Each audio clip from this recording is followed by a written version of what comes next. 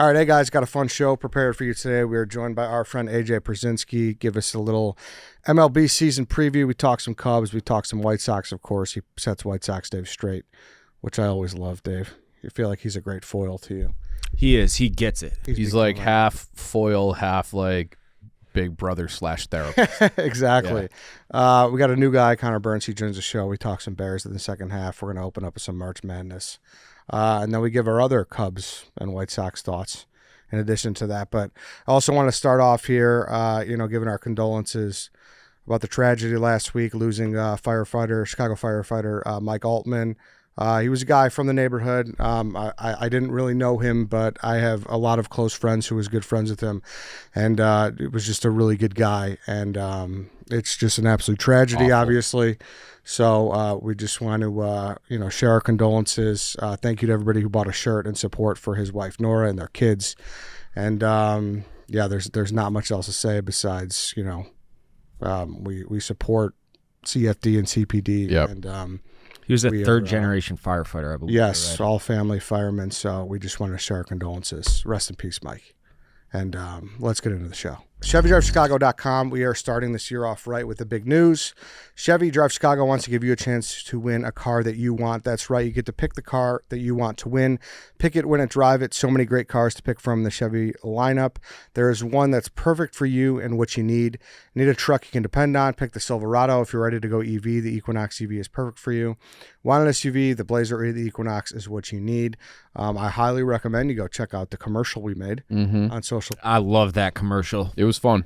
White Sox Dave was an inflatable arm man, which is great. I think that could be. I think I sold a lot of cars for Chevy because of that. Wavy Davy. Yeah. Exactly. That could be your new side gig. I would love to do that. We should have drafted that in the Dream Chill Jobs draft. Just inflatable arm man? Yeah. A sign spinner? I like it. Listen, entering is super easy. All you got to do is go to ChevyDriveChicago.com to enter to win. In the meantime, go shop your local Chevy dealer today. The official partner of the Chicago Bears. Go check out Chevy and make sure you're driving Chevy. Also, DraftKings Sportsbook, the number one sportsbook for live betting, is built for March. The tournament is unexpected. Rewards are guaranteed. DraftKings Sportsbook is delivering the most generous rewards in the market, no matter what happens on the court. Because this isn't a tournament, you bet and forget. It's one you react to. With DraftKings, the number one sportsbook for live betting, you're not betting what might happen, you're betting what's happening. Possession by possession, play by play, live lines, props, next play outcomes. As the chaos unfolds, the bracket will break. So don't just watch the unexpected, bet it. If you're new to DraftKings, bet just $5 and get $200 in bonus bets instantly. Download the DraftKings Sportsbook app now. Use code StretchPod. That's code StretchPod to turn $5 into $200 in bonus bets instantly in partnership with DraftKings. The crown is yours. All right, everybody, welcome to The Stretch. Big Cat is out today. As I said off the top, we're going to be joined by AJ Pierzynski, former White Sox player. Legend, exactly. Foul Territory, doing great stuff for baseball on his YouTube channel. Also, we got a new hire, Bears fan, Connor Burns. He joins the show as well. But, boys, we got to start with some March. Yeah. We got to start with some March. I was fucking wall-to-wall. I was wall-to-wall, weekend dead. Best weekend of the year. Oh, yeah. And you know what? Like, I was telling people before the tournament, like, I don't know, college basketball doesn't hit for me the same way it used to. It was an awesome weekend. It was. Yeah. It really was. It gave me dreams of somehow the Bulls pulling this off and getting that number one pick and drafting AJ DeBanza because dude, he's so fucking good. He's a freak. And they didn't even win. Yeah. But I think he went for 30. Yeah. Yeah. So he's unbelievable. I was having this argument with people. It ain't going to happen. It's not going to happen. No. And I don't even know if I want it to happen because they do not deserve that. I'd like to go on the opposite side of that. I would like it to happen. It ain't going to happen. They don't deserve good things to happen to them. I said this, people are like, you're fucking crazy. I said if you slotted him in Thursday, if he just didn't play in that game for BYU, if you just slotted him in the Bulls lineup that night, he's the best player on that team. 100%. And listen, I love Modest. I like Josh Giddey, but they don't do what DeBanza could do. This guy's a star. He is. He's an absolute star. And like, he is a freshman, correct? Yeah. Yeah. He's like BYU broke the bank to get him in. But like, he's a guy. Mormon's got money. He could probably guard 3, maybe 4 positions. He can do a lot on the offensive end. Athletic freak. And it's just like then you go to Tankathon And it's like the Bulls have won 4 out of their last 10, while Indiana and Washington have both lost 16 straight. The Nets have lost 7 straight. So the Bulls are just going to pick 9th, and they'll get some kind of guy who will probably be a rotation guy. They'll get a guy that averages 14 points and 7.5 boards. Dude, I would like South Carolina. This is a good draft. A very good draft. Like if we could somehow sneak into like 5 or 6, we're gonna get a good player. Yeah. Like I don't know if it's Kingston Flemings from Houston. I don't know. Or I don't think he'll fall Caleb Wilson, but he'll probably be top 3. Dude, you never know. I know they have Giddey, and Giddey's like their guy. How do you not fall in love with Darius Acuff though? Yeah, he just can't defend. But granted, if we somehow get the Bulls don't care about that. Yeah, I know. If he gets the NBA doesn't care about that. Right. If we somehow get him in that range, like he'd be great. Mock drafts have him going 8 right now. The Bulls are slotted to pick 9. Wagler from Illinois. Yeah. There's a lot of good players where the Bears like somehow Is he creeping. gonna go that high? Yeah. Top 10 pick. Yeah. Top 10 pick. But yeah, a lot of good stuff from this weekend. A lot of people are mad about the Cinderellas. Like, but you got to be patient, okay? Just because the high points are a little more seldom. Look what happened Sunday. But that's what happened makes yesterday. Cinderella. Exactly. You know, so, and it's like, I do feel like we had this kind of weird run where you had really from like George Mason, you know, and then you had like the Wichita States, and you had Butler, and you had a lot of them in like a 10-year span. But before that, you never it was always Duke, North Carolina, UCLA. The Loyolas of the world just in history are pretty rare to go on this Final Four run. This is more of like we're in a normal phase where you get some first day upsets and then they run into a big dog and get smoked. But like Iowa beating Florida is insane. Yeah. It's insane. I bet Iowa, so I didn't think it was going to be that much of a blowout. I mean, what's the number you got him at? 10. Yeah, 10 is a I know. substantial spread. Yeah, I just thought they were going to slow it down and grind it and muck it up and play that Big Ten style of basketball, and they did. I pussied out because I parlayed Iowa with the under for that exact reasoning, and I cashed out on that when it hit break even, and I would have hit it because they hit it by a half point. Yeah, under. And the Big Ten, 13-3. Yeah, dude, it's dominating. Yeah. Nebraska, obviously, Vanderbilt's a really good team. They've beaten a handful of top 5 teams this year. They looked really good. Illinois dominated so far. They've beaten they're 35-point and a 20-point, 21-point win. Big Ten looks really fucking good right now. I don't really care about the Cinderella. I care about just good basketball, and I was glued to the TV the entirety of the weekend. I loved every second. And you had some buzzer beaters. Yeah. You had St. John's at the buzzer. Like it's been a really fun tournament. It has. And Iowa or Nebraska is going to be in the Elite 8, which is fucking crazy. So did you see possibly if Illinois can get over Houston, that's going to be Corn Boys are up. Exactly. Yeah. Now this is just from this morning. I don't have the full details on it, but did you see Dente offered to double Rico Bosco's salary should Alabama beat Michigan? Yeah, I did see that. I think there is a caveat around it that Rico has to come up with an equal value bet for Alabama, but that is something to keep an eye on. And the gambling cave this weekend, them torturing Rico. I'm sorry, Rico. It was fucking hilarious. The pick and roll, the Dan sending him jumpsuits was. You can see his face in real time when it clicks in his head what happened. He just goes. Really? I didn't see much. Oh my god! You it didn't was see it this? was piss pants funny. There's 4 games on it. I know. No, I understand. The clip was so funny because you had Rico sitting right between Big Cat and Portnoy, and He's walking in all he walks like, in cocky. wearing his Michigan jumpsuit, and in San Francisco for the Super Bowl because Rico like collects these and gets little packages from of jumpsuits from teams around the country, and Dan asked him what were his white whales that he hasn't gotten yet. It was like Michigan, Cal Baptist, and somebody else. St. John's, maybe? No, he hates St. John's. I think it was Utah Valley. And so he had them sent here. He had Quiggs write up a personal note from the coaches. It was all fake. So Rico's walking in with it. He walks in so cocky. He's like, oh, did you get your jump shoot from Michigan? White whale, like good stuff. He's like, yeah. Not only that, he included a really nice handwritten note for me. Unreal. Absolutely unreal. They he might kill Dan and Dave eventually one day. He might. Yeah, they play. That's Friday. They play in Chicago. Yeah. Yeah. So does Iowa State. Is that the United Center or? Yeah. Yeah. Yeah. I'm pretty sure. Because the classic Illinois-Arizona game was at the Rosemont. So yeah. No, it's at the United Center for sure. But yeah, Iowa versus good Nebraska games in the Sweet 16. Illinois, Houston. Yeah, I'm pumped. I'm pumped, man. I am pumped. It's gonna be a great Sweet 16. Purdue's alive. Yeah. Arizona. The only team that's not from the who all is lost. Wisconsin lost to SLU, right? No, Wisconsin lost. High Point. I'm sorry. But yeah, the Big Ten had a showing nice run. up. Yeah, nice run. Yep. So yeah, fun weekend watching the tournament, and let's get into baseball. It's fucking opening days this week. Thursday. Really snuck up on me. It did. Yeah. It really did. I think it snuck up on most people.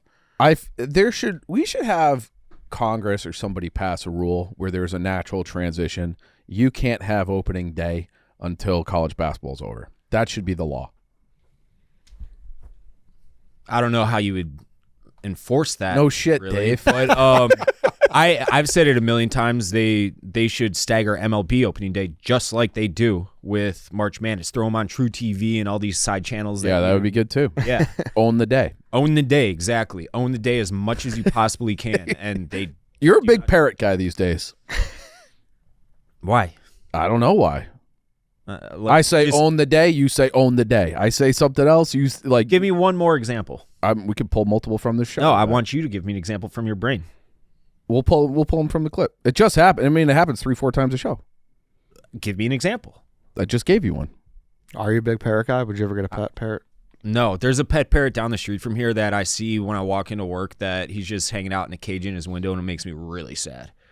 Damn. Yeah, it's like that bird deserves a more dignified life than that, Ed. My sister had parakeets growing up.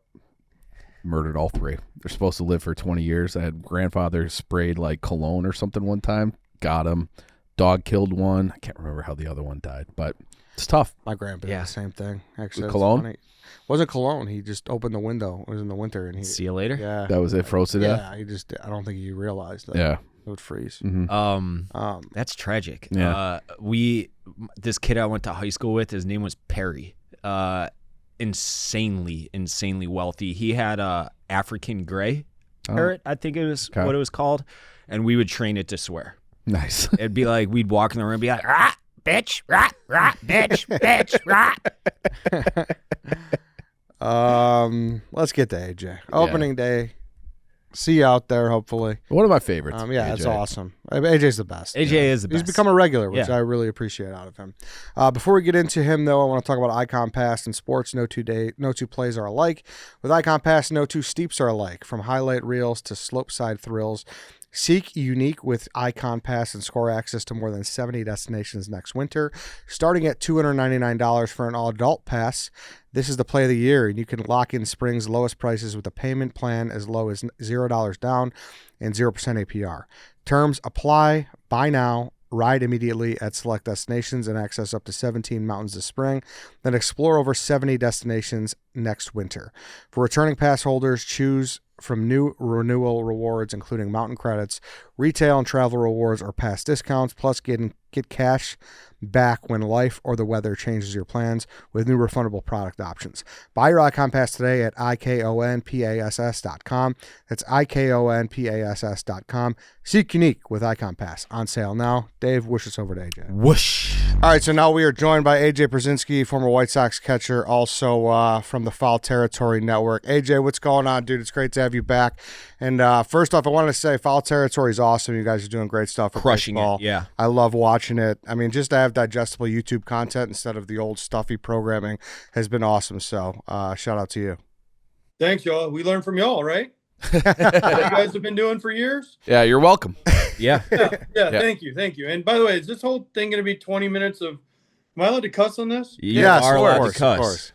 Okay. Bullshit Cubs talk or what? Are we going to actually? A little bit of bullshit Cubs talk, yeah. Yeah, listen, we're rolling out the primer. Obviously, opening day is this week, so we want to talk Cubs. We want to talk White Sox. But, of course, it's only right if we give White Sox the first reign here. So you and Dave could have your little powwow, and then we'll jump in. Yeah, I was just I was thinking this morning how funny it is that the offseason completely flies when you don't really have anything to look forward to. And what do you mean? By the way, I'm only going to do this interview if you take your hat off so I can see that shitty hair job. There we go. How's it look? There we go. Dude, when you were on that flight, because I went over there once, I was in Greece a couple years ago, and there was probably 30 guys that had the freaking white thing in the back of their hair, and the whole top was red. Were you one of those people? I was absolutely one of those people, as was Ed. He went with us last year to get the transplant. Let me see it. Yeah, you got to take yours off too. Damn. I mean, some of us Ed got less done. Shit that won't ever, is just out of control, so we have to wear a hat.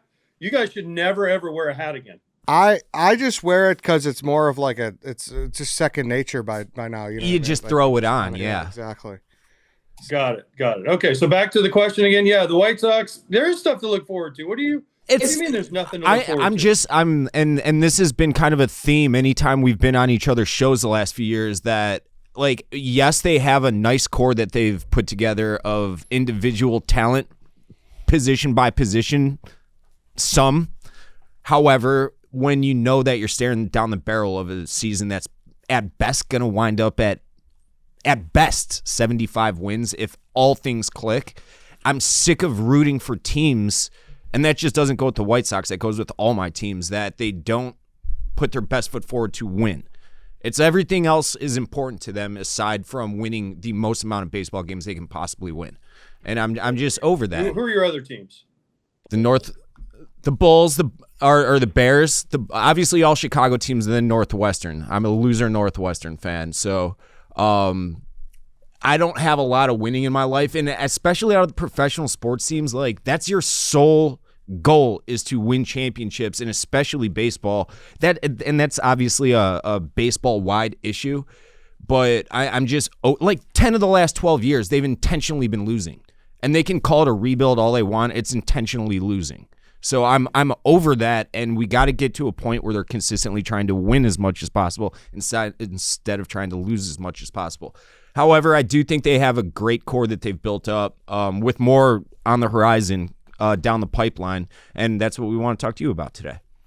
Well, first of all, if the same the NBA has kind of set the standard for tanking, sure, right? And MLB now is kind of following that guideline. And they've tried to put in anti-tanking rules where you can't get the top pick. If you're in the lottery, you can only get the 10th pick, which the White Sox went through last year. Now they have the first pick again. I wish you would go back to where every team tried a little bit harder.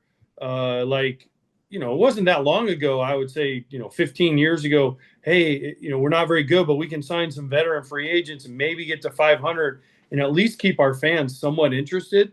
Now teams just come out and say, hey, we're not even going to try, including in the NBA. I mean, you look at the NBA, and what I see, the bottom 10 teams or something lost like 50 games in a row. Yeah, something like purpose. That, yeah. Wait, what's the point, right? I don't understand the point. And if you're a fan, why do you keep going to games? That's my other question. If your team comes out and says, I'm not trying, well, then why do you just want to go to a baseball game? Okay, I understand that, but, man, it's a lot of money to spend. And I love baseball. I don't know that I could find myself going to a game just to watch a team intentionally say we're not trying to win. I don't know. It's a lot for me. I never understood that because I know I'm competitive as hell, and everything I try to do, I try to win no matter what. It's not like I'm going out there. I'll go play, pickleball or something with my daughter or my son. Guess what? I'm not letting them win. I'm trying to win no matter what. Right. So I never understood that, but I guess it's good for business. Again, I don't get that side of it. But hey, I wish every team would try to win. Like you said, I do think the White Sox have an opportunity to be better. Now, are they better than Detroit? No. Are they better than Cleveland? Probably not. Are they better than KC? Probably not. Are they better than Minnesota? I would hope so at this point. I mean, Minnesota traded 10 of their guys at the trade deadline, 40% of their team last year at the trade deadline. So I would think that they should be better than Minnesota. We'll see. But I mean, I think 75 games is a realistic number, but then will they go out and finally sign the free agents they need to get it done? And I'm not talking, listen, Murakami fell into their lap because he didn't have the offers from anywhere else. He's like, I'll go to a big market where I have an opportunity to market myself and make more money that way.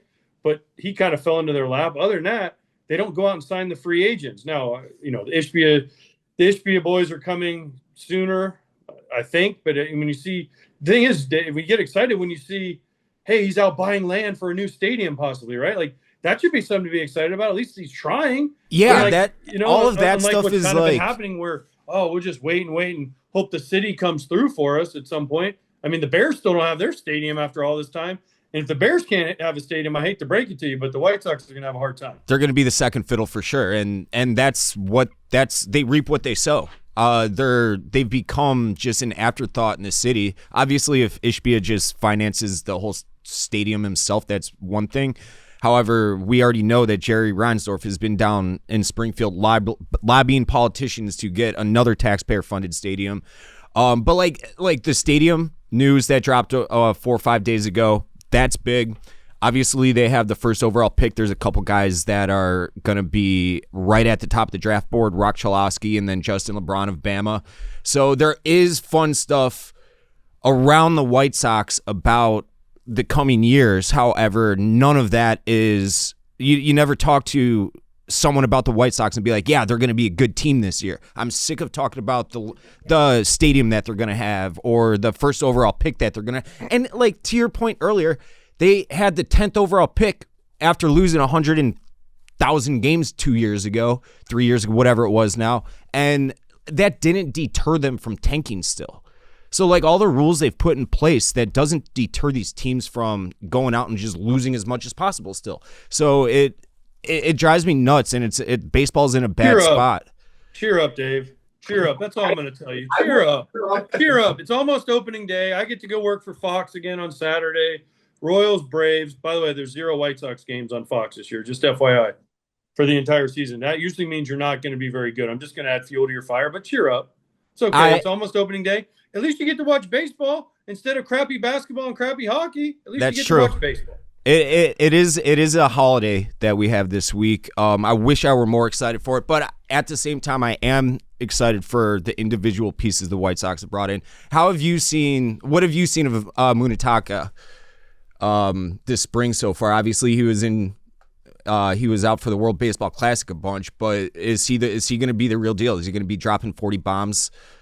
Lighting up the South Side. I got to talk to him a little bit at the WBC. It was so funny. He said, I went up to him. He had no idea who I was, obviously. And as I was calling the Japan-Venezuela game, and I said, hey, I just want to introduce myself. I'm, AJ Pierzynski. I used to play for the White Sox. And he just looks at me and goes, oh, South Side.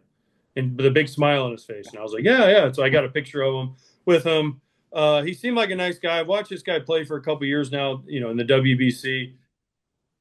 He has real power. The question with him, and I think that's why teams kind of laid off him a little bit, is can he hit velocity? Japan doesn't have a ton of velocity in their league. It's getting better, but a lot of their guys are more contact oriented. He's one of the true power guys they have. Now, nobody's going to be Shohei Ohtani. Matsui was a great power hitter that came from Japan. Can he do it? Yes. How quickly can he adjust? We'll see. I think he might hit 40 homers, but he's going to strike out 200 times. Which is the norm in Major League Baseball these days, right? That's fine with me if he produces runs, yeah. If you'll take that, then there you go. They need Teal healthy, obviously. I found it interesting, the Reese McGuire signing, when you have Corey Lee and Kiro on the roster already, and then you tell Corey Lee, who's been there for a couple years, guys seem to love that he's not making the team. I found that interesting. If you have $1.2 million just to throw out there, that means Reese McGuire is pretty much going to be on the team the whole year.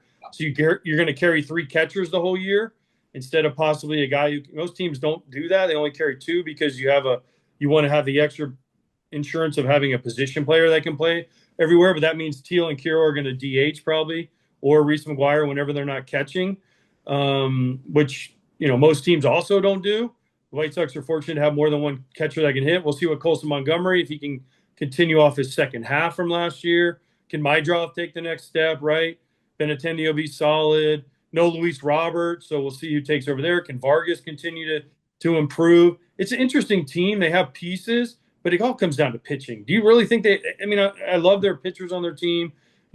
Shane was a great story last year. Davis Martin, some of these guys were great stories, but are they big league caliber pitchers for 30-plus starts a year after year? That's what's got to be found, and then they got to find somebody in the bullpen. Sir Anthony Dominguez, yeah, he's great. He's fine. They signed him. But is he the answer for a closer for the next 2 years on a team that's trying to win? Hey guys, let's talk about No Bull. No Bull is a footwear brand built for training. It's a brand built for anyone who strives to be better every day. With options across training and lifestyle, No Bull has options for everyone. It's a brand for anyone who wants to be a better version of themselves and get stronger physically, mentally, and emotionally.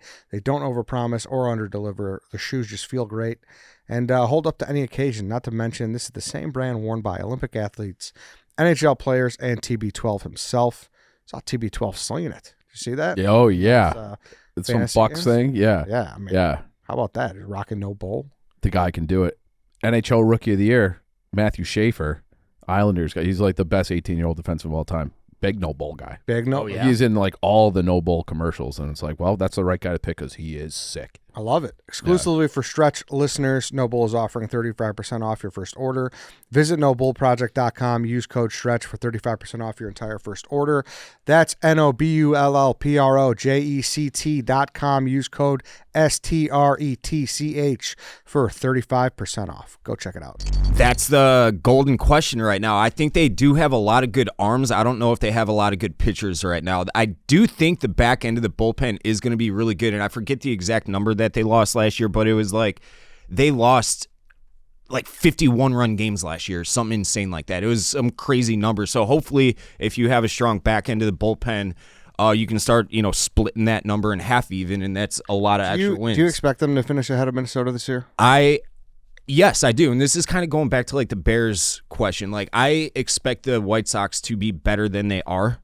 Like, my expectations aren't always in line with reality, of course, but like, what are we talking about? We're talking about a third place team in a flyover division where you should be using your financial might to bully these teams year over year because you are a Chicago team. I don't care about revenue in, revenue out, like the White Sox like to say. You're a Chicago team, make more money. I don't care how you do it, go and make more money. You know what some teams have found out though? I'll use San Diego, I'll use Toronto. Heck, let's use Toronto. If you win, you make more money. That's exactly it. Right? So it's just you got to find the right people, put the right people in place. You know what year they didn't have a hard time selling tickets? 2006.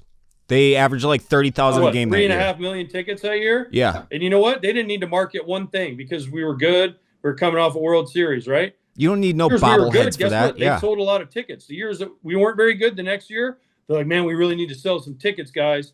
But then if we started winning, guess what? Everyone showed up. Teams are starting to figure. Even Pittsburgh this year spent a little bit of money. Why? Because they have Skeens.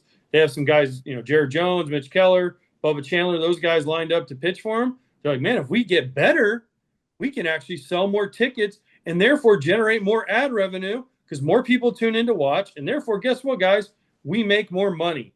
But a lot of teams don't want to do that because they'd rather just pocket their $75 million from revenue sharing. And I don't think the White Sox get revenue sharing. They're in too big of a market, right? So as Jerry says, he always tries to break even. Does he break even? I can't imagine Jerry's not making a little bit on the side. And I love Jerry, but listen, first and foremost, he's a businessman. Yeah. And I try my hardest as a fan of both baseball and the White Sox to look at it from both perspectives. And I do get it from his perspective, but at the same time, he just turned 90. What do you want your legacy to be? Because right now his legacy is that he lucked into Michael Jordan and that he put together a team with Kenny Williams that I don't want to say got lucky, but it was a lightning in a bottle type World Series. Obviously, you guys dominated from day one through game 174 or whatever it was. But that wasn't a team that I don't think even he expected was going to just dominate and win a World Series that year, It was the same process that led to an incredible, mountaintop result, but that same process has not worked year over year at all for the entirety of his ownership reign. So, like, you gotta if the definition of insanity, doing the same thing over and over and expecting different results, he has not changed how he operates one iota, and that's where you get these 5,000 people on a Tuesday night in April games. And if they were projected to win 95 games like the Northside team are other teams, it wouldn't matter if it was a Tuesday night in April and it was 35 degrees. People would want to go to the White Sox to see the White Sox win, and he just doesn't care about that, it seems like to me. Yeah, I think he wants to win. I won't argue that point with Jerry. I just think he has a model that he thinks works and he goes with it. But I'll throw it into your other two guys' face too, though. The Ricketts family. Look at their revenue versus what they spend. Totally. Why are they not? You talk about the might of the White Sox.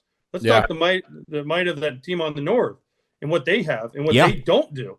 And they tell Carter Hawkins and they tell the front office that, hey, you guys only have $190 million when they're making $600 million in revenue. Where's that other $400 million go? Please explain that to me, because that, to me, is even a worse thing than what Jerry does. Everyone wants to get on Jerry, but let's talk about the Ricketts family and how they don't spend equal to what they make. I completely agree. I've said it many times. Big Cat was here like last fall when I said to his face, I'm like, the Ricketts family operate way closer to Jerry Reinsdorf than anybody wants to admit. And to your point right there, they have said publicly, we're just looking to break even on baseball operations. That doesn't take into account the baseball Disneyland they have around Wrigley Field. That is just nothing but a cash cow. Yeah. And I think that enables other owners like the Nutting family or Jerry Reinsdorf or whoever owns the Marlins to operate like they operate. Yeah, listen, it was a joke last year that we didn't sign Bregman. I think Jed wanted him, and I don't think we know Jed wanted him. He wasn't given the clearance, but whatever. I kind of want to get into the season as a whole and like expectations and whatnot. Could I ask one more White Sox question? Sure. These two guys. What about Noah Schultz? When are the arms that we've been talking about forever? Because he's not on the big league roster as of right now. No, not right now, but he'll be up, I would say, May, June, July-ish. So he's right on the cusp. I would have started him in AAA as well, personally. And then Hagen Smith's right behind him. And then what your former teammate, what's his the kid, why am I blanking on his name right now? The pitcher, his kid's like the number 3 pitching prospect for the Sox right now. He's like a 6'6" righty power pitcher. Who am I thinking of? My teammate? I think you played with him. Yeah, his hold on. Tanner McDougal? Yeah, Tanner McDougal. Yeah, didn't you play with his dad for a minute?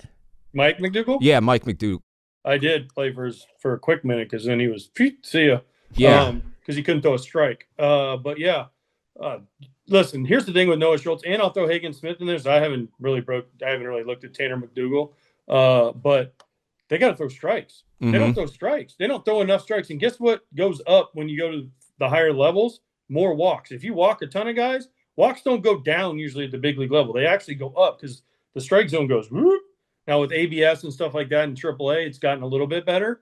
But like strikeouts for hitters, they usually don't go down at the big league level. They usually go up because the stuff gets better, right? So, and the anxiety and everything, the pressure, I got to get a hit, I got to swing. That usually goes up, okay? Walks usually go up for pitchers too. So if you can't throw it over the plate, and that's the biggest thing for me with Schultz and Hagen Smith. Now, again, I haven't looked at McDougal, but if they don't throw it over the plate, then they can't pitch. I'm sorry. Like, you can have the greatest stuff in the world. I was just happy that they let Noah Schultz go into a 5th inning last year because he had been in the organization for 3 years and hadn't pitched into a 5th inning. Like, how do you here's the biggest thing I have for development of pitchers, and y'all can, and I'm old school. Say I'm old school. I'm not. I'm all for bat flips. I'm all for energy. I'm all for excitement. I'm all for all that. You guys saw me play, right? But if you don't develop guys to pitch at the big league level, in the minor leagues, they play 6-game series. They get Monday off. Tuesday to Sunday, they play. The pitchers, they never throw every 5th day like they do in the major leagues.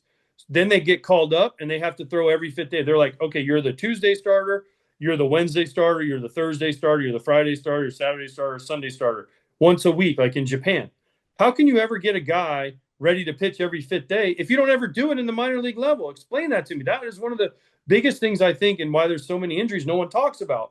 They have cut down the minor leagues to such a small amount that we don't have enough teams, and then they do this schedule, and then guys get called up, and they're like, oh, I've never done this in my life. How can you expect a guy to do it if he's never done it? High school once a week, college once a week, minor leagues once a week, and then, oh, by the way, you're pitching Tuesday, Sunday at the big league level. It's not going to work.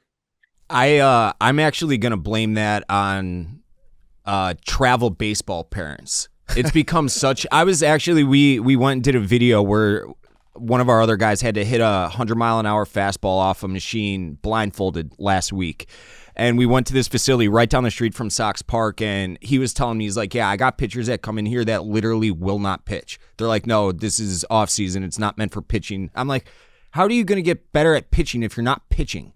And that's something that I noticed when I was playing baseball back in high school and shit, and it's gotten way worse. Yeah. They baby arms like crazy these days, and it's to AJ's point. I think it's horrible for the development of young arms. Let's pivot to the Cubs. All right. Yeah, please, because Dave might have a heart attack. I might. Yeah, we got to get into the Cubs. Some of us might be for, some of us might not be for. It all depends.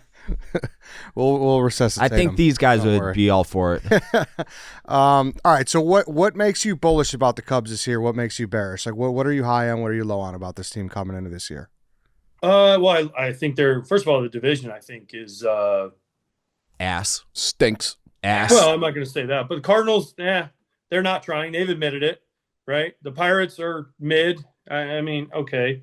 The Brewers, eventually, they're going to have to take a step back. They can't just keep You would losing think. You would think. their best Yeah. players and winning 97 games. At some point, they're going to have to take a step back. And then finally, the Reds, they've just been mid for the last few years. Their star players, Ellie and those guys, haven't taken the next level. They have good pitching, but they don't score enough runs. They strike out a ton. So I think they're the best team in this division. I think their pitching, I love their starting pitching for sure, especially when Steele comes back. Horton, right? Steele. I think Shota's going to have a bounce back year. Tyon, I think they have the best starting pitching in this division. And also, their bullpen will be better. I think one thing Council can figure out is the bullpen. I love Palencia. Are you kidding me? At the back end of that bullpen, he's awesome. He's this little guy that throws 100 and just cares more than, I mean, you guys saw him in the WBC. This dude cares. I think their lineup, I think Bregman brings an extra level to this lineup of teaching guys how to be professional hitters. Bush was great last year. Nico, Dansby, PCA is going to continue to get better. When Seiya comes back, he'll be fine. I think they're just the best team, 1 through 26. Council's not going to do anything to screw it up. You can't blame Council. He knows, he's been through all the wars. He knows all the moves. He knows how to treat guys. He knows how to communicate. He knows how to deal with the analytics versus the player. So I just think they're the best team. I think they're fully loaded, and I think they should win this division easily. Now, will it happen? I thought they should have won it last year, but they didn't, and the Brewers then beat them in the postseason. So I think this team is just good from top to bottom. AJ, that's interesting. You said you think Shota bounces back. What do you think the case is for that? Because I think we're at the point where Cubs fans, I don't want to say we're out on them, but we're not expecting much. I think we're kind of under the impression that fifth starter, like that's kind of the ceiling we're at this point with the whole rotation. So what makes you kind of think that Shota bounces back? I just love his work ethic. I don't know if you guys have ever talked to him. He's just a good guy. He's funny. He laughs. He has fun. I love watching this guy pitch, and I think putting him at the fifth spot instead of the 1 or the 2 like he was last year just frees him up a little bit. Can you imagine most teams? Who's the fifth starter? If you guys can name, who's the fifth starter for the White Sox, Dave? It might be Without 20 different guys. Without looking it up. Right now, Anthony K. Okay, would you rather have Shota or Anthony K? No offense to Anthony K. He's a nice guy. Shota Imanaga.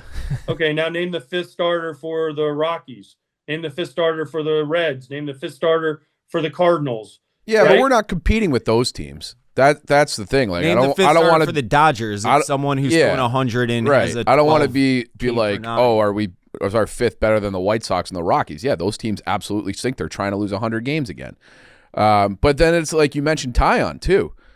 Tyon has been getting lit up this spring. How much does that? Stop. That's why I'm asking. Spring doesn't matter. Okay. I don't get it. Spring does. You guys have been to Arizona? I'm sure once or twice. Got some sunburn. Probably got some blisters on your back from laying out in the sun at the pool too long, staring at the girls. Yep. Right? Yeah. It doesn't matter because first of all, the ball flies in Arizona. The ground is hard as a rock. You hit a chopper, it bounces over the outfielder's head off the plate. So it doesn't matter. Guys lose ball in the sun. The ball flies. Everyone's hitting homers. The wind in most of those fields blows out 30 miles an hour. Yeah. Now, put them in Wrigley where now all of a sudden, miraculously, the wind blows in all the time. I don't know what those scoreboards changed when they put those ugly-ass scoreboards in the outfield. That used to be the best place on earth to hit. Now they put them scoreboards in, and the wind, like, blows in every day. I mean, take those things down so I can see the United or the Budweiser sign out there, and I can see the Emus Catuli sign. Let's go. We don't want to hurt anyone's feelings with that sign, but take those things down. It was cool. That was one of the cool things about going to Wrigley was the atmosphere, and it also changed the wind flow, which sucks for the hitters. I agree. I think they only needed one of those. I don't know why. I They agree. should have kept. They should have just done right field and kept the Budweiser house and left. But yeah, my thing kind of is. Well, actually, first of all, like what are we in for Edward Cabrera? Because obviously that was one of the big offseason trades. Like, what can you really tell me about him, and what should Cubs fans expect? I think he's going to be good. The problem I worry about with Cabrera, I'm sorry I didn't mention him earlier, was he's never pitched a lot of innings. So if they're counting on him to throw 200 innings, I think as high as like 130 innings in his career. So are you counting on this guy to throw you 200 innings, jump from 130 to 200? This is where their depth is going to have to come into play. I don't know. I think he's a good pitcher. I think he's great. But you go also, no offense to Miami and the Marlins, but you go from Miami to a pressure cooker that is Wrigley and fans' expectations of you winning every day and 35,000. And as soon as you do something bad, they boo you. Or if you hit homers against them, they boo you. Either way, you get booed in that place. So I just think that it's one of those, if he's healthy, which he's had, again, I think 130 innings is high. Can he stay healthy and give them what they need, which is they're expecting to make a postseason run? You're looking at 200 innings-ish. He's never done that before. Yeah, I mean that's reasonable concern for sure. What about, obviously, when you look at the lineup, we signed Bregman, we lost Kyle Tucker. Is that kind of a 1-for-1 to you, or do you prefer one guy over the other? Obviously, Tucker was kind of hurt at the end of last year. How do you view that changing for the Cubs? Well, I think Bregman at the infield is big. I mean, Matt Shaw, listen, he is what he is. He was continuing to get better towards the second half. But Bregman, you put a Gold Glover at third base. You put a guy who's, again, been through all the stuff. He's won World Series, lost World Series. He's won this. He went through the cheating thing. He survived it, right? He's been through all these things. He's not going to flinch, and he's going to bring you quality at bats. He doesn't chase. He's a presence in their lineup. And I love that signing. And I think the Cubs have enough outfitters. I mean, if Sea's healthy, right, then you have PCA. And then you have Ian Happ in left field. That's pretty good outfield. Then you can rotate the DH. You don't have to have just Seiya as the DH. I think this lineup is strong. I think you can use it and rotate guys now without a permanent DH. I think this team is good. I keep saying it, and Dave knows how much it hurts for me to say that, but I keep saying it. I think this team is good. Now, I will say this. They're in the wrong league because you got the Dodgers, you got the Phillies, you got the Mets, you got the Braves. You got the Brewers possibly. You got, the Diamondbacks, Padres, whoever in the NL West, excuse me. It's a tough National League to navigate through, but I think they have a team that can win this division. Obviously, most people will say, and I'm sure you'd say the same, Dodgers are probably the number one team in the NL. Who do you have? Are the Cubs in contention for the number 2 spot in your eyes right now? Yes, I think so, because Phillies, when's Wheeler come back, right? How's the offense going to be? They got a year older. The Braves are already starting to get – Strider just went on the IL like he seems to do every year, right? Their pitching is kind of falling apart. The Mets, we'll see what kind of starting pitching they get from the guys. Yes, we know Freddie Peralta, but what else do they have? They lost Edwin Diaz and signed Devin Williams to fill in that role. We saw how that went last year. The Padres, where are they going to be at? Their pitching's already beat up. Diamondbacks have a good team. Again, do they have it? It always comes down to pitching, and that's the one thing I'll say about the Cubs. They have depth of pitching. Not only at the big league level, but at the minor league level, they have some guys that are supposed to be able to come up. So I think, yes, absolutely. Can they be the number 2? Absolutely. Could they win the National League? Would it surprise me? It wouldn't surprise me, but to getting through the Dodgers, still, until someone beats the Dodgers, it's going to be a bitch to get through them, especially in a 7-game series. Just because they have – I mean, Toronto did almost everything right for 7 games and still lost the World Series in one of the great World Series, right? Yeah. They did everything. They had all the big hits. They had everything. And the Dodgers like, okay, we'll just make the plays when we need to. And, we'll hit Will Smith, our catcher, will hit the home run extra innings in Game 7. Miggy Rojas ties it, right? It's just so hard to beat that team 4 out of 7 games, especially when they're locked in. AJ, I know you got to run, so I'll just ask you 2 more quick ones. Is there any reason to believe that Matt Boyd takes a step back after kind of a career year last year? No, I love that guy. By the way, I forgot him. That's the way. Let's name the starters you guys just named. Boyd, Steele, Horton, Cabrera, Shota, Tyon. There's 6, right? Assad. There's okay. So Colin Ray. Colin Ray for depth. I love Matthew Boyd. Okay, Matthew Boyd got put in a tough situation in the postseason last year when he had to start in short days rest and all that. And listen, that is what it is. I love Matthew Boyd. If you ever get a chance to talk to a genuinely nice human being, besides me, I'd probably put Matt Boyd number one. and then obviously, high praise. I kind of think, I don't know, maybe I'm looking too much in WBC, but I kind of feel like we got our answer with PCA, because I know the number one question is, who is he? Is he the first half PCA? Is he the second half? Probably somewhere in between. But where do you stand on PCA headed into this year? Dude, I love that guy too. I mean, Dave watched me play my whole career. Listen, out of all the people that I've met recently and of everyday position players, are you kidding me? How do you not love this guy? He comes out and he says, I love the fans in Chicago, and Dodger fans don't show up in time. Fans, all the things, and the way he acts, and his bat flips, and his emotion, and his energy. And he wears, funky outfits. I mean, I couldn't pull that off because I just didn't have that game in me. But he pulls off the funky outfits, and he's out there. He's going to games with Caleb Williams. He's in the city of Chicago. I mean, cool. How do you not love PCA if you're a Chicago sports fan, even if you don't like the Northside team like the other team? He's just a good guy for the game. He's a great ambassador for the game. He has fun, and he's really good at it. Now, where will he fall? I think, again, somewhere in the middle. He's not going to be super hot like he was the whole first half, but I don't think he'll be super bad like he was the second half. So somewhere in the middle, that's still a Gold Glove center fielder that can make an all-star team every year. That's a pretty darn good player with some flamboyancy and some just fun in that character there. All right, last question for real. Catcher question. Moises Ballesteros. So it's what's he going to be this year? Yeah. Yeah. So, we saw him a little bit at WBC. I know you just shit all over spring training, but he's had a nice spring. Where do you see him fitting in? Can he be kind of an X factor for this lineup? Yeah, he's going to be a DH rotating when they don't need to get someone else in there. He's not going to catch, right? With Yeah, Carson probably Kelly and not. Maya on the team. I don't think he's going to catch. He didn't catch last year. Right. So I don't think he's a catcher. They got him as a DH. He can hit. I know that. I've watched him hit. That dude can swing it. But he's an extra guy. He's a DH / bat off the bench when you need him, face tough lefty, right? No, excuse me, DH someone else. They bring in the righty. You put Ballesteros up there, and the other days you let him play. He can hit. I mean, he kind of reminds me. I don't want to use the Sam Basayo in Baltimore because he has caught at the big league level, but Sam Basayo has Adley Rutschman sitting there catching every day, and then you put Basayo first, but then they sign Pete Alonso. So where's Basayo play? Guess what? He gets to be the DH on days he doesn't catch, and because he can really hit. Now I don't want to put Ballesteros in that category, but so far, until I see this dude catch a lot at the big league level, he's a DH. AJ, you're the man. Thank you so much for jumping on with us all the time. I feel like you're one of the only people who can kind of speak White Sox, Dave. So yeah, if we can check in within a few months, maybe at the break, I don't know. But please, you're one of the only guys who could kind of like shake him straight. But by the way, what do you think his blood pressure is on opening day? Like when they start, do you wear like a Whoop, or do you wear a Aura ring, or do you wear? I was recently asked to start taking statins by my general care doctor, or whatever they're called, my PD. What are they called? GP. I declined because I will do it the all natural way, which is just changing nothing.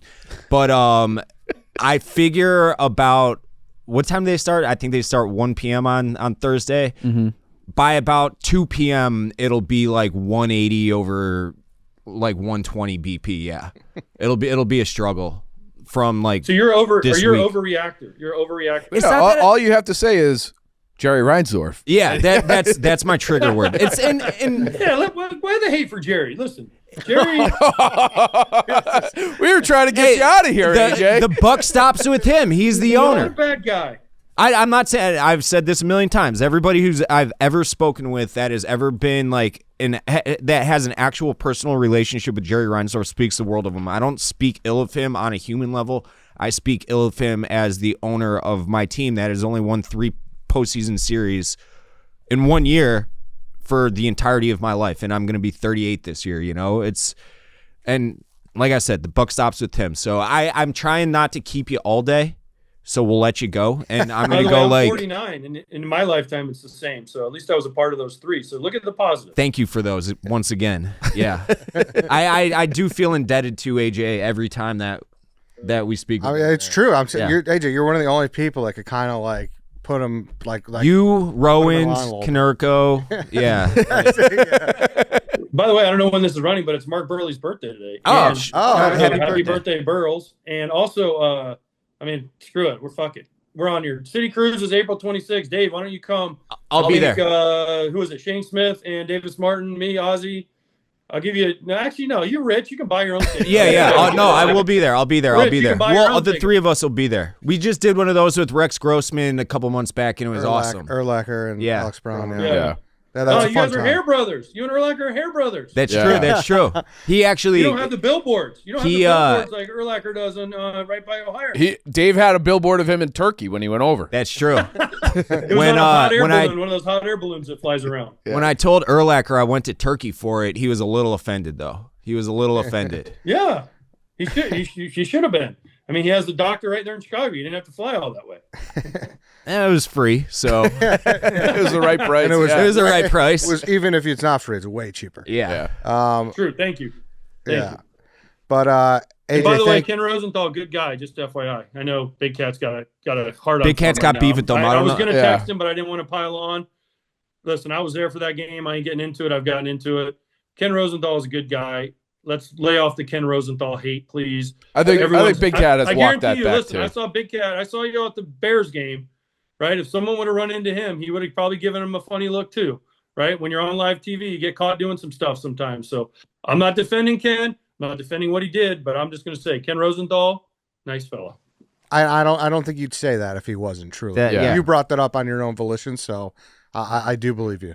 So tell Big Cat I love him, but I'm sorry. I'm anti Big Cat on this one. Most of the stuff he says I get.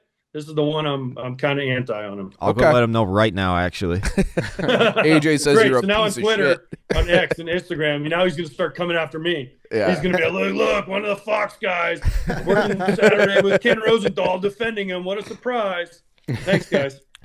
Appreciate you, AJ. Yeah, thanks, AJ. One more time, Foul Territory Show on YouTube, anywhere else that people could follow the coverage this year. It's on Marquee. Yeah. Oh, nice. Oh, yeah, right. nice. Beautiful. So go check out their YouTube. Go check out all they do. We'll see you in April, AJ. Thanks a lot. Thanks, y'all. Hey guys, Shopify is the commerce platform behind millions of businesses around the world and 10% of all e-commerce in the U.S. Accelerate your efficiency. Whether you're uploading new products or trying to improve existing ones, Shopify is packed with helpful AI tools that write product descriptions, page headlines, and even enhance your product photography. Get the word out like you have a marketing team behind you. Easily create email and social media campaigns wherever your customers are scrolling or strolling. Shopify helps you find your customers with easy-to-run email and social media campaigns. Shopify is always around to share advice with their award-winning 24/7 customer support. It's time to turn those what-ifs into cash with Shopify today. Sign up for your $1 per month trial at shopify.com/stretch.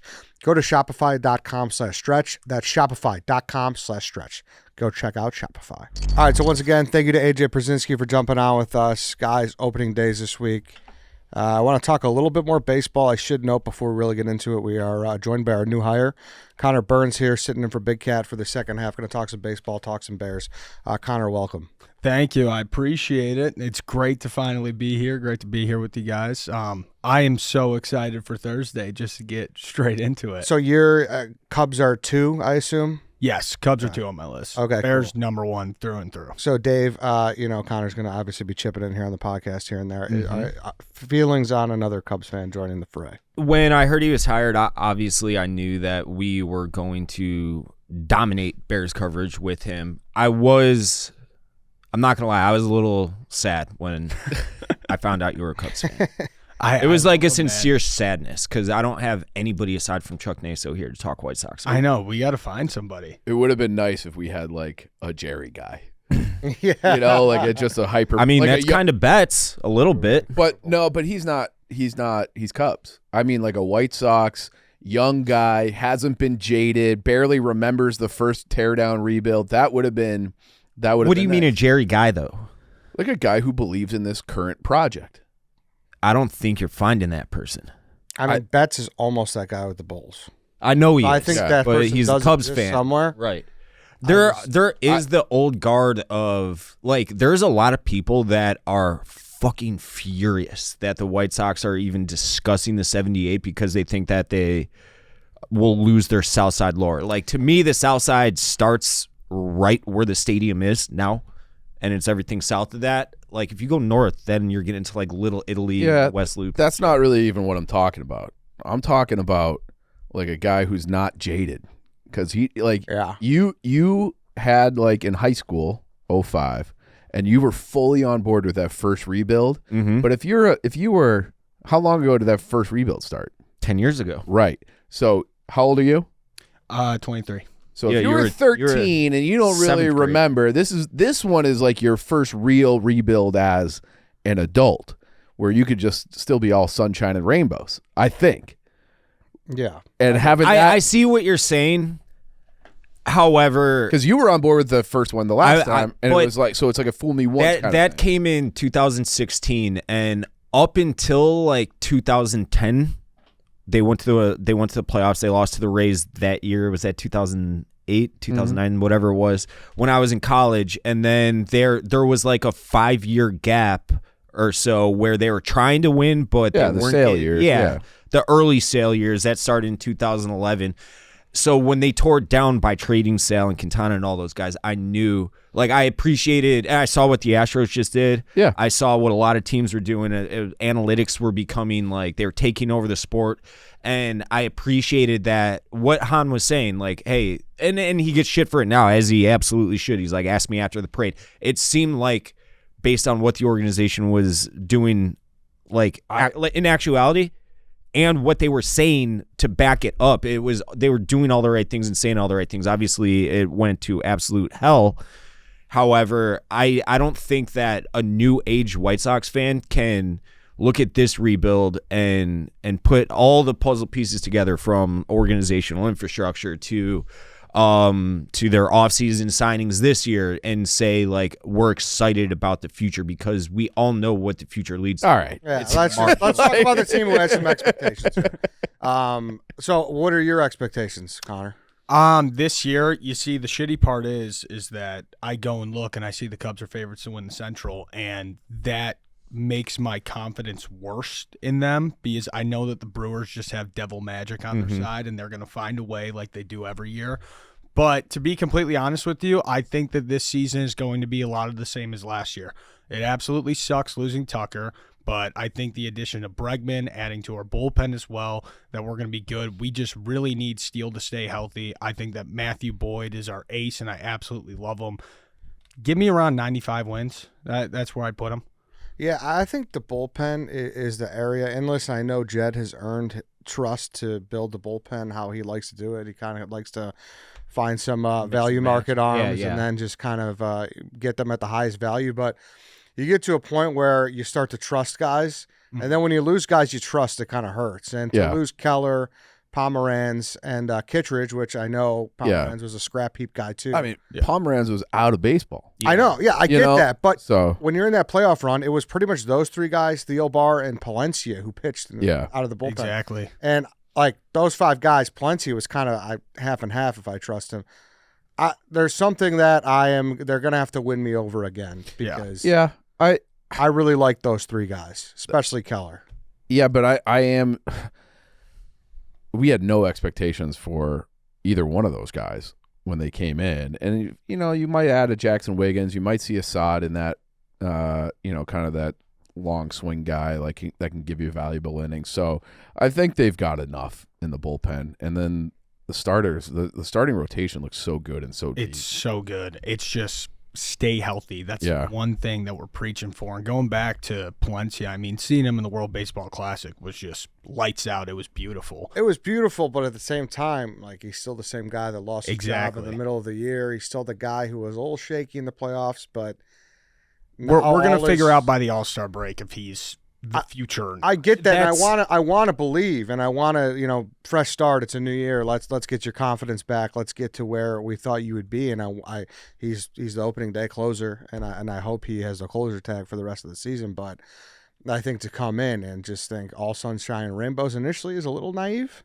Yeah, yes, I guess I trust Jed to, at the deadline, you can always pick up a bullpen on. Yeah, that's the easiest position group to flip overnight on a Major League Baseball team. And that's what they did with Kittredge, but it's the fact they let him walk back for $9 million.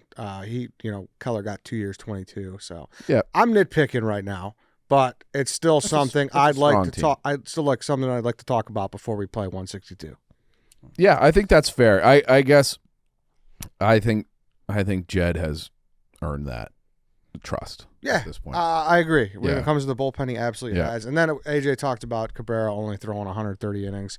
It's a good spot to be when you have like 9 guys you could start. That's just it. And AJ, admittedly, what he just told us, which we'll get to in a minute, 200 innings isn't the benchmark anymore. I said it myself by mistake on Twitter the other day when I'm like, it'd be awesome if Shane Smith can get to 200 innings. I looked last year, it was like 130, 140. Yeah. So asking 70 more is a lot, but like now the benchmark number is kind of like 170. Yeah, and I think 180.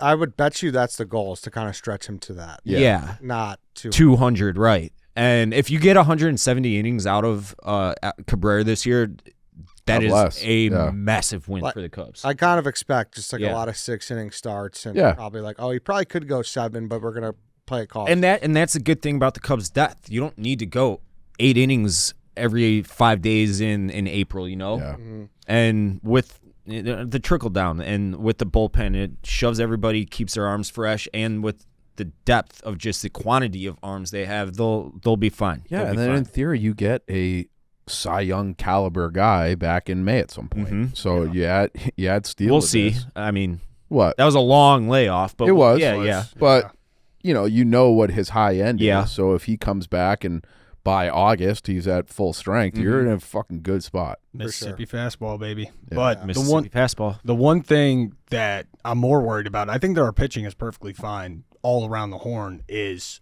who's going to be that next bat.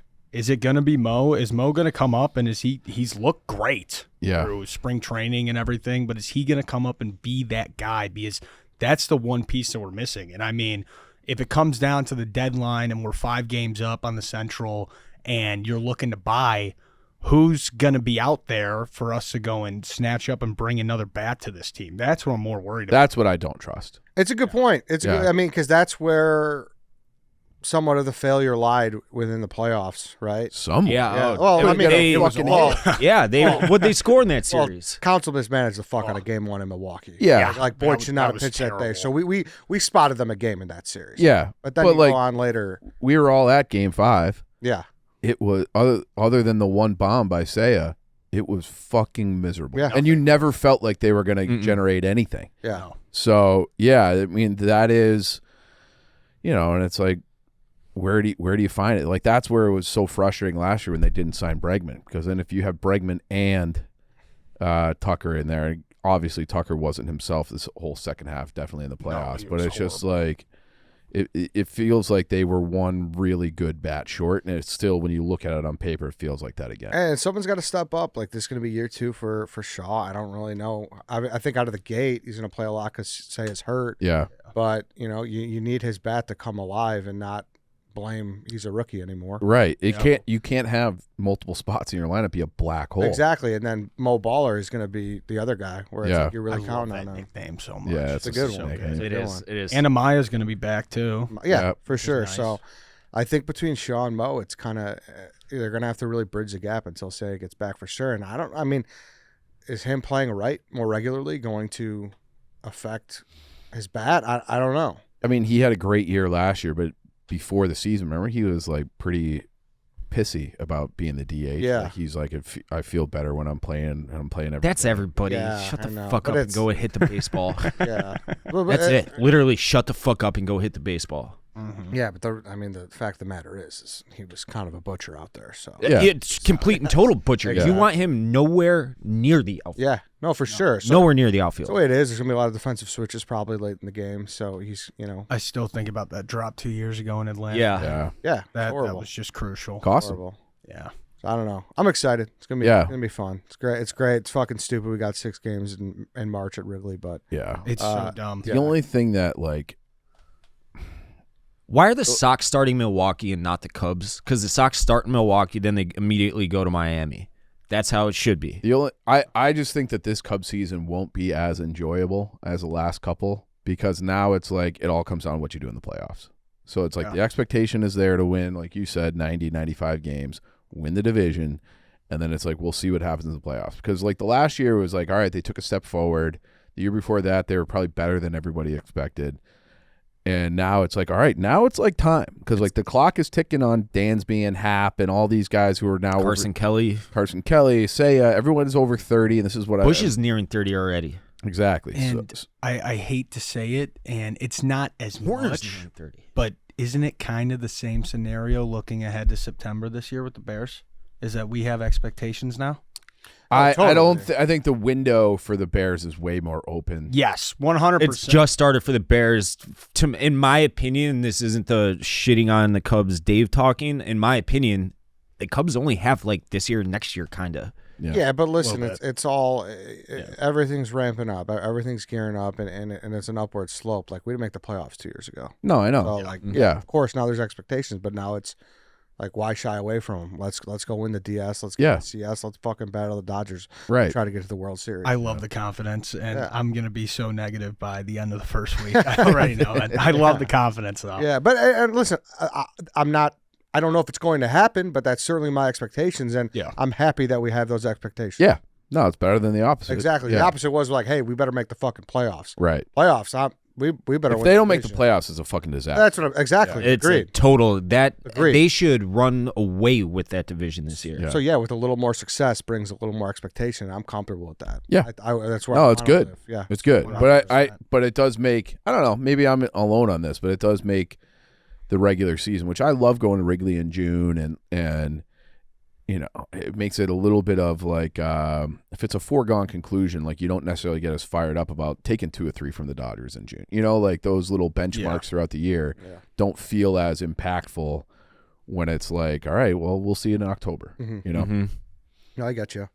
Yeah, we'll see. Hopefully, we'll be out there. You going? Opening day? Yeah. Maybe. Yeah. Burns. Oh, yeah. Plans No, might be we're in going. 100%. Who's we? Me, Rick, and Okay. I think I Eddie's think I'm going. Yeah. I think so. All right, Bears. Are you guys going to go to Sox opening day? And that's an actual question. If I'm in town, When are they I'm at gonna not be home? in town. April 3rd, I think, is opening day. April 2nd. 2nd? Is it the 2nd? Thursday. Thursday, yeah. 3:10. Yeah, I don't know. I mean, I like going to this. I like going to both. I think I've gone to both the last Next 2. Friday could probably make that happen. Next Thursday. Next Thursday, yeah, could Yeah. probably make that happen. Overall, Bears offseason grade. Overall, Can I answer this one before he gets into it? I want to ask our new guy. I'm gonna give it a C+ so far. I think that's more than fair. Why do you say that, though? Starting off number 1. So we let go of almost all of our secondary, and we saw around the league is that the league didn't really value them as much anyway. So that was fine. Yep. I would have loved to bring back Kevin Byard, but he chose New England over us, which I get that 100%. No shade to the guy. Bringing in Kobe Bryant, absolutely huge. That is a home run signing, and I think that Bush is going to be pretty good at linebacker for us too. Yep.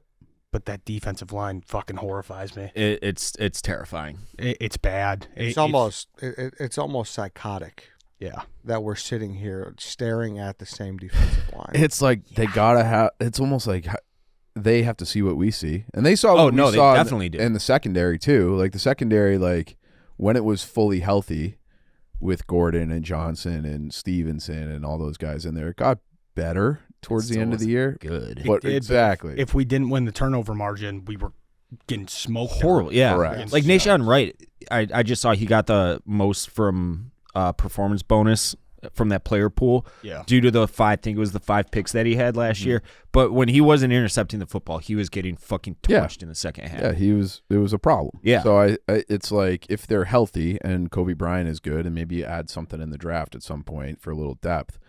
But it's like, so like they knew, and they knew about the defensive line. They didn't do fucking anything. So they Their must hands were have. kinda tied. It blew my mind. They must have draft plans or something. It but- blew my mind that we weren't involved at all with Trey Hendrickson. I agree with that. We didn't even Yeah. give him a call. Nothing. They must really not like him or see that he's a fit in DA's scheme or something, because that did surprise me as well. But From what I understand, he's like not very good against the run. He's kind of just a pin your head back or pin your ears back, go get the quarterback type of guy. I can't speak to that. I'm not an NFL scout, but I'll go one further. I'll trust the organization on that one. I thought we should have been involved with Chubb. Yeah. Right? I wouldn't have hated that. A lot cheaper. Mm-hmm. Of course, he's not a world beater, but he's a name. He's a guy you feel better. He is an upgrade. Yeah. Undeniable, he's an upgrade. Yeah. And listen, I'm thankful that we're in a situation where we haven't restructured or kicked the can down the road, so to speak. But you say C+, and I agree with you. I don't think it could be anything higher than that.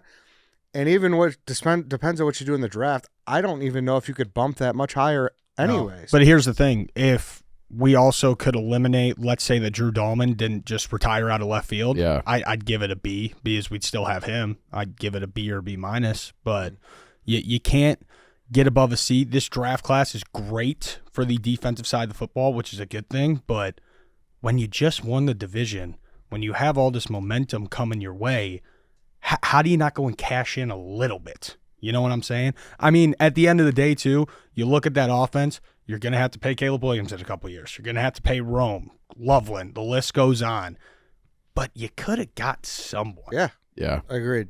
That's what's just driving me crazy. And also looking at our schedule next year, I think our road schedule isn't that bad. Our home schedule is kind of crazy. Mm-hmm. But I was expecting a little bit of a downgrade going into this year, but also at the same time, the only downgrade that I see is the defensive side of the football, because I think that Caleb and Ben's connection over another season will trump over losing DJ and losing Drew Dahlman, which I don't think that losing DJ is that bad of a thing. No, I not for a second-round pick. It's a good thing. Yeah, it's a great thing. I think like DJ, the trade getting a second runner, like you said, makes that the C+ like on the higher end. Yeah, like that was a good move in the offseason. But you're right. Like I do kind of feel like the success of the 2026 Bears hinges on the offense taking a big step.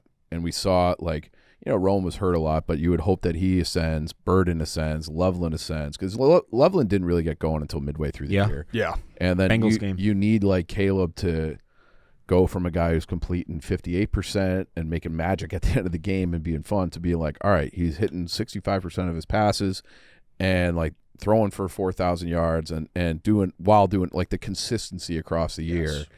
That's how this team keeps their head above water. If it's more of the same on offense, then and you look at the schedule, it makes it a little bit nerve-wracking. Yeah. Because the problem is that we had the magic this year, and how long is that really going to last? Now, I do want to say that it wasn't really magic. Some games it absolutely was, like especially that first Packers regular season game. Like the onside kick and everything. Yeah, that was magic. But some of these other comebacks, I mean, they were just playing great football down the stretch. To your exact point right there, like people are like a lot of Packers fans and a lot of Bears fans too. They're like, oh, it's you can't duplicate that type of like cashing in on magic. I think that Caleb Williams creates his own magic. Yeah, a lot of times he does, and so because of that, I think that you can reduplicate it, and not all of that magic, but at least some of it, assuming that you can iron out. Yeah, I want to have a more boring year this year. I would. I would. Oh man, but at the same time, it's fun. It was so much fun. But like, your expectation is to win the division now, so you want the boring regular season. I understand what you're saying. Yeah. You want to get to the playoffs and then go on the road. Game to be a sweat. No, I don't want to see Joe Flacco throwing for 500 yards. It is fun though. Yeah. Last year was the most fun I've ever had as a Bears fan. It was the most fun I've ever had as a Bears fan. Yeah, that was the best season ever. And in terms of sheer entertainment, I'm not talking like best team that I've but God no. I don't know that. It just reminds me, like I look back to 2018, obviously, because that's the last time that we were really that good, winning the division and everything. And I'd put this year over that entertainment-wise, but that defense was so damn good. It was top, maybe the best defense in football, top 3 defense in football. Yeah. Oh, yeah. No, it was fucking definitely awesome. The best. Their turnovers, it was just crazy. But going back to the Bears offense, a question I have, who wins wide receiver 1 in training camp? Burden.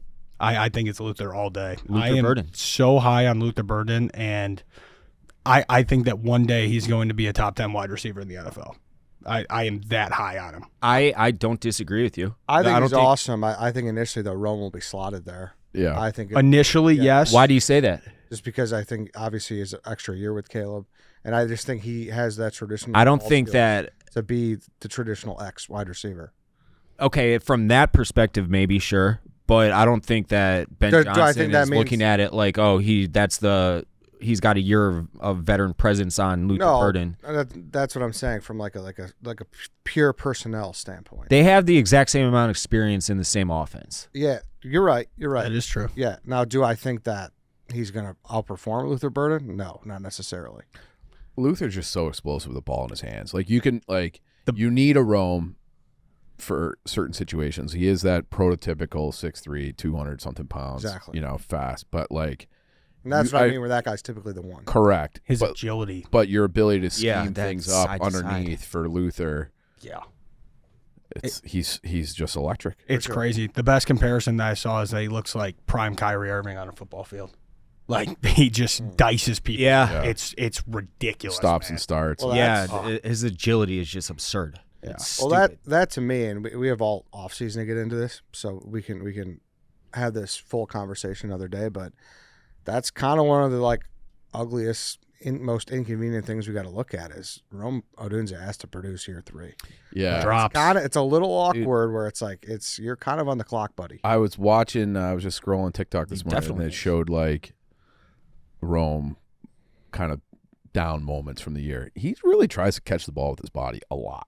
And I think in the Rams game, that he was trying to catch out with his body. So it's almost that was a touchdown. But and you want, right. So and that happens a lot. So it's I hope there are things that he can just clean up because I think the physical tools are spectacular. Yeah. They're clearly there. It's the same thing with him and Caleb, and it's just the simple things. Yeah. That's what they both need to just get their head out of their ass a little bit is when I see Caleb misthrow a 5-yard check down to Colston, and I'm sitting there shaking my head, but then he makes the best throw that I've ever seen in my life. Yeah. And it's the same thing with Rome is he'll be 50 yards down the sideline, touchdown, simple, and then the stupid drops during the Rams game. Yeah.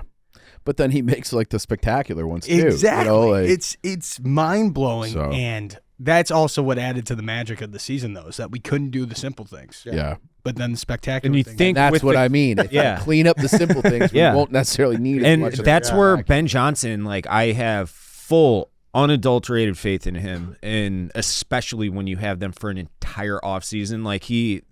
Year one of the Caleb Williams, Ben Johnson project, I think was a lot of figuring out who each other is as both humans and players and as coaches. And now that they both know how each other operates and works, I think that it's off to the races. Yeah, maybe we could play in the first half against the Packers next year. That would be good. Just start the game and right when the whistle blows. Mm-hmm. That'd be nice. Yeah. Let's do some headlines and we'll get out of here. Ben Johnson attended the Blackhawks game. Seemed like he had a nice time. That was awesome. Kid was loving it. He runs the city. Had a little powwow with Blashill. I texted Blash before we started the show. Just be like, well, what was he like? What did he smell like? How does hair smell? Yeah, but he hasn't replied yet.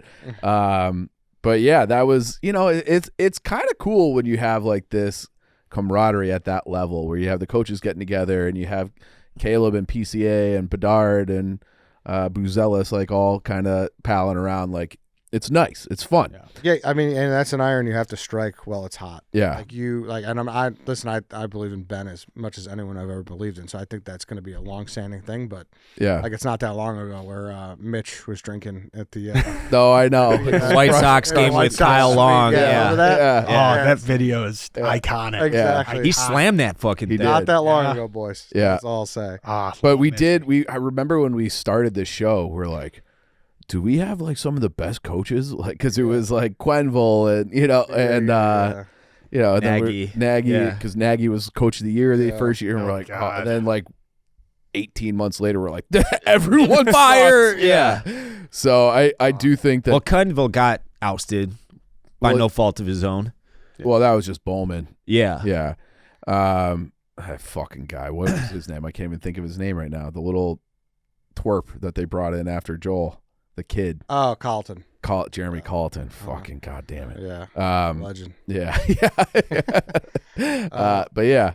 And the Hawks will have their 2 rookies signed. They already signed. They're traveling with the team. They're waiting for work visas. So Frondell, they're saying he's not going to practice. They're just going to throw him on a line with Bedard. So that'll be fun. Nice. So that'll either be Tuesday or Thursday against the Islanders, Rangers, and then that's Sasha Boisvert, who like I wish you could take bets on like will he get into a fight in the first game, because I think he will. He's a lunatic. All right, we'll look out for that. I don't know if you guys care or not. Caleb seems like he filed some trademarks. Let's hear it. He trademarked the Iceman, the Bear Claw, and the Jumpman. Now I want to see here. Do you guys know where the Iceman nickname came from? I know it was a social media thing, right? Kind of. I thought it was Thayer. It's a bit out there. Caleb is a massive Drake fan. Huge. Yeah, I knew that. And Drake's new album rollout that he's been doing for like a year and a half called Iceman.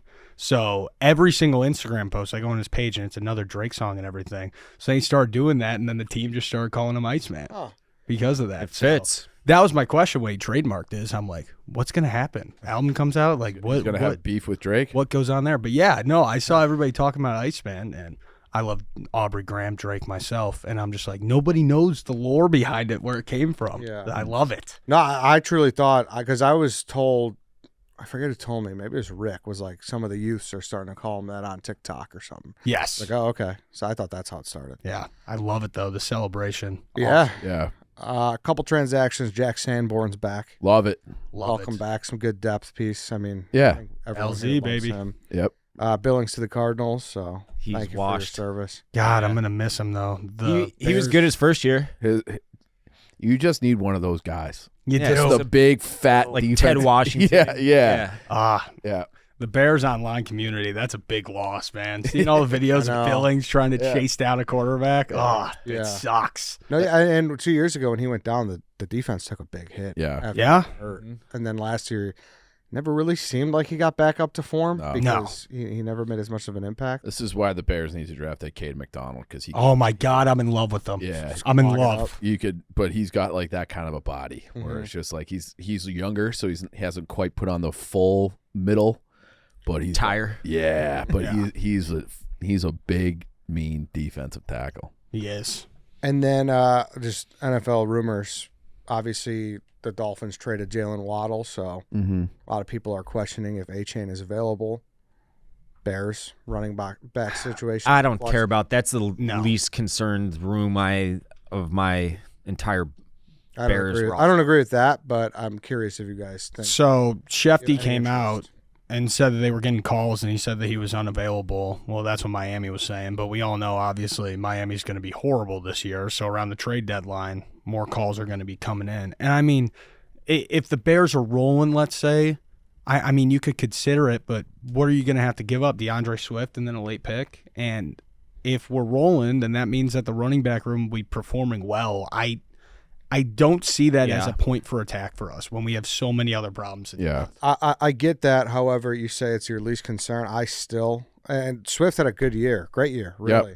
Like did. did enough to keep his job because a lot of people thought he was going to Yeah. get cut. It was I was gonna be- highly I was one of them. Yeah. It's going to be a foregone conclusion. Monongai had a great rookie year. I still don't think Ben's found his Jahmyr Gibbs. Like that is No, he that has. will happen at some point. Yeah, and it would have been. I mean, it would have been nice if they could get one of the Notre Dame guys, but they're just. I think they're not going to. Oh, if we had Jeremiah Love. Yeah, like that's. But like now they're saying he might go second overall. Like he's out way outside the Bears' range, which is good because that means the Bears had a good year too. Yeah. But it's like I don't think that's as big of a concern. I'm wondering about like what's going to happen with Cam Jordan. Would you guys be interested in him? Depends on price, man. Like, It's got to be cheap. yeah, It's got to be cheap. yeah, Yeah. I'm with you. And then the last note: Justin Fields to the Chiefs. Does anybody care? I love the guy. Why? I hope he does well. You know, we No, should yeah. address I wish him that. well. So listen, when he got hired, I think when your old takes exposed was getting tagged like crazy. You got to address your Justin Fields love in your statement. Sure, I will. Is number one, I just absolutely love the guy ever since he got drafted. You know, that's when I was officially like, this is going to be my franchise quarterback when he got drafted. And so was everybody here. So was everybody in this city. We Totally. were all True. We were all over him. And going down the end of that season, seeing the magic of those takeoff runs, seeing some of his throws. I mean, it just really depended. And especially being at that game on New Year's Eve, hearing all of Soldier Field chant, "We want Fields," that was just a really cool moment. And I'm like, he loved this city. He loved all of us, and it was just a hard thing to let go of. Yeah. I think so. I think he really did, man. I mean, that game, that's just one of those games where that guy will never forget that for the rest of his life, Sometimes you get sucked in. You do. You get sucked in. And it was a stupid take, and I'm a stupid guy. But everybody makes mistakes, and that's how it goes. Yeah, listen. We were all jumping on the couch when he got drafted. No, we're saying about when they went from Fields to Caleb. Like, yeah. Early in the season, I was like, was it the nail painting tweet? Did you? Were you one of those? I don't know if I did or not. What'd you say? Like, you're like, honest. I was just like, I wanted Fields and Marv bad. I did, especially like early in the season. I really wanted to just get a haul there. Oh, I had a era where I was like, man, imagine if we got 2 first rounders. Exactly. Yeah, for sure. I think everyone had that little brief period. And I'm not putting on blast. No. I mean, I still get. That's what we do here. Is we make fun of each other for stupid shit. Correct. Oh yeah, no, it was a horrible. Like I was like really upset when we just fucking traded Jordan Howard for like a 6th rounder. Who gives a fuck? Yeah. I was like, he could have been a top 10 Bears running back, like an idiot. But like, what are you gonna do? Exactly. I thought you've had him better than he was too. We've all had him. Yeah. I mean, I throughout the thing, it was like, if Harbaugh really wants JJ McCarthy, then fucking let's get Harbaugh and let him have his quarterback. I don't fucking care. You said Caleb sucked last year after 2 games. You did? Yeah, he sucked at the beginning of last year. He was ass.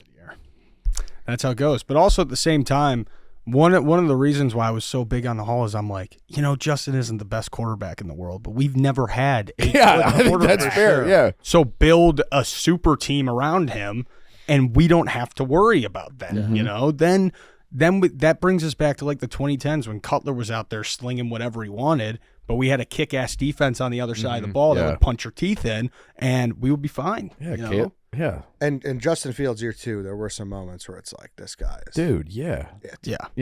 Oh my gosh, he never did that with his arm though. That's why I was completely out on him early. Yeah, is because and all the magical moments that Justin Fields had were with his legs, and then those ones. I hated when other fan bases would be like, "Oh, you got a great running back playing quarterback." I'm at the point where I do think that right now, Justin Fields would be a solid NFL running back if he switched positions because he's that big of a physical freak. Well, it's Sam. I mean, obviously, it would be there'd be a maybe that's why the Chiefs signed him. Kick him out wide. Andy. Let's see. You're under. Well, here's the thing, Mahomes. He's built like a linebacker. Mahomes isn't going to be back till late November, December. Yeah, and if they're out of it and they're dog shit or something, why bring him back? Yeah, so it's going to be Justin, hopefully just keeping the ship afloat until he gets back. I was shocked that Kelsey came back again. For Justin, yeah. Well, not I thought for him, but with him. Yeah, especially when he's got his lady he doesn't need any more money. Yeah, he don't need. She is a billionaire with the B, right? Yeah. I think but everything I'm reading is that Mahomes might be ready for week 1. I don't know. No way. No way. He's trying. You never know now. You could ACL? try all you want. Yeah. But ACL's not what it used to be. I know it's more like 9-10 months if it all goes completely according to plan. Yeah, I don't know, but maybe. I'll mention that. So, fucking Jason Tatum just came back with an Achilles. Yeah. That fast. Like they're saying the target is week 1. Yeah. That's ridiculous. That's fast, yeah. That used to be like you're done for the next year. I remember Jerry Rice came back within a season. Didn't T.O. do that too? I think with the torn ACL? No. For the Super Bowl? And they dominated in the Super Bowl? He had a broken ankle. Was it a broken ankle? Yeah. All right then, Connor. Thank you for jumping on with us, dude. Thank you, fellas. I appreciate it. What's all your socials and stuff? At Connor.Burns3, Connor CONNOR. Boom. All right.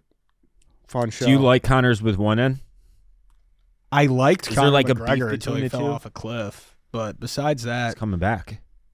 Is he coming back? I can't talk about him anymore. Yeah, is he coming back? I really don't think so. You a UFC guy too? Huge UFC Okay, guy. that's Love fun it, to know man. because I've become one, yeah. Yes, it's the greatest. The Sola fight versus Mason Jones this weekend. Did you see that? It was one of the best fights I've ever seen. Yeah, no, in my it was life. incredible. It was one of the best fights ever. Yeah. It was great.